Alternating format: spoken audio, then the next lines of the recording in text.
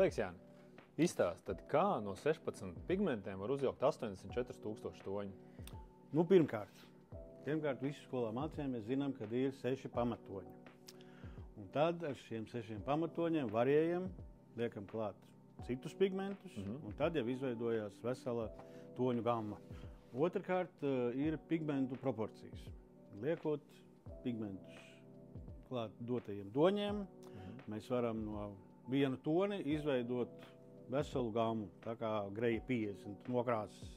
Katrs tonis ir iespējams no spilgta līdz pāršam blāvākajam, pilnīgi baltam, var teikt. Treškārt ir tehnoloģijas, toņu kombinācijas. Atnāc uz veikalu, pasūti zilu krāsu. Es tev tonēju to krāsu, un šeit zilais pigments vispār nav. Tonis sastāv no melna, zaļa un okera. Jā, un paldies, Jāni, tas tiešām bija noderīgi.